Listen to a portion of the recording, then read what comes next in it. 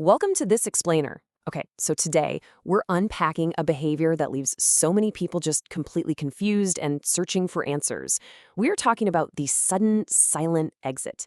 We're going to explore the fascinating escalation that causes highly independent people to just suddenly vanish from their social circles. Pull a total Houdini. No forwarding address, emotionally speaking. The answers to why they do this are right here in the data, so let's jump right in. Seriously, think about it for a second.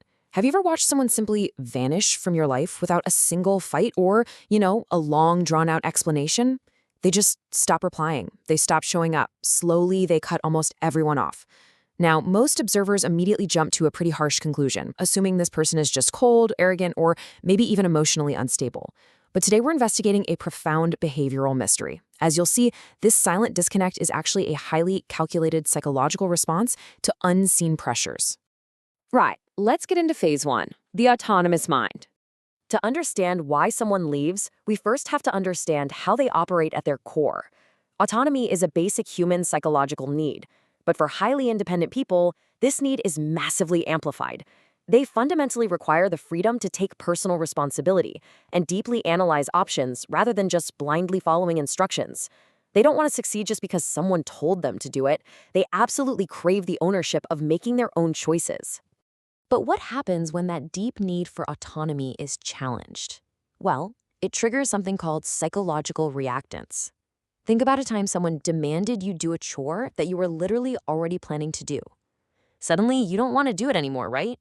That's your brain's natural, automatic response to push back and restore your internal freedom when you feel controlled or manipulated.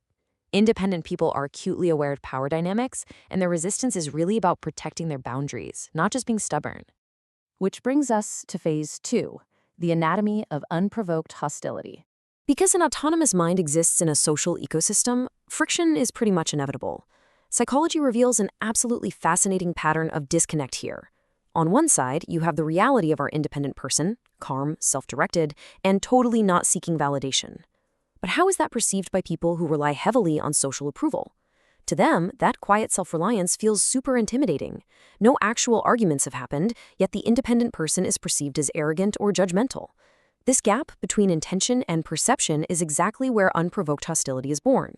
And it becomes a literal threat to self-esteem. For observers who measure their own self-worth by comparing themselves to others, witnessing true independence triggers immediate, deep insecurity. Instead of dealing with their own inner conflict, what do? They direct their irritation outward. The simple existence of someone who doesn't need external validation becomes a harsh mirror reflecting the observer's own insecurities. To cope with this threat, insecure individuals rely on the mechanics of projection. It starts with self-comparison, which breeds these awful feelings of inadequacy. To offload that negative feeling, they project their flaws right onto the independent person, automatically assuming negative intentions. If the independent person is simply sitting there staying quiet, the insecure person assumes they're being judged.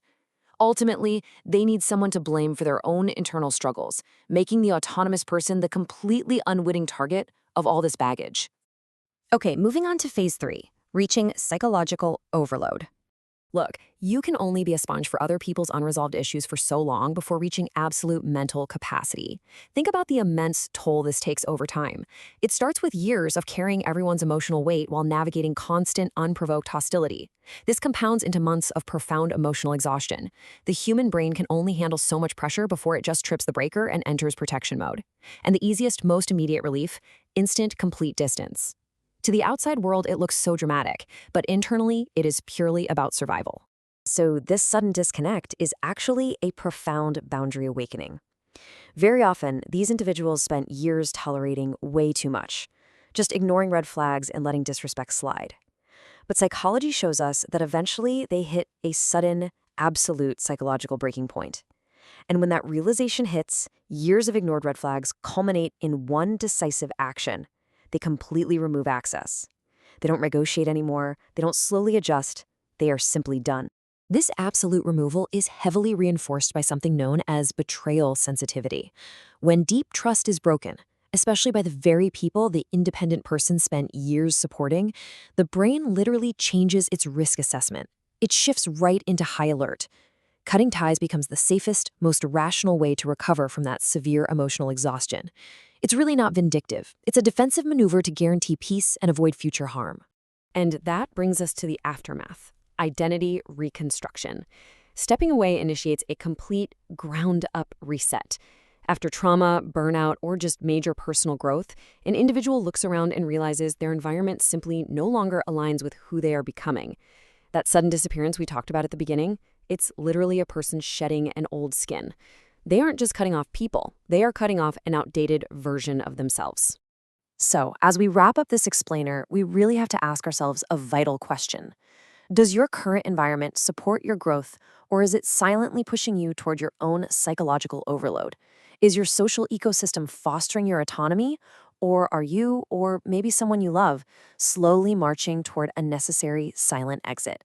The psychology is crystal clear. Sudden distance is rarely ever sudden, and it's almost never unprovoked. Thank you so much for joining me. Take a closer look at your own circles today, and I'll see you next time.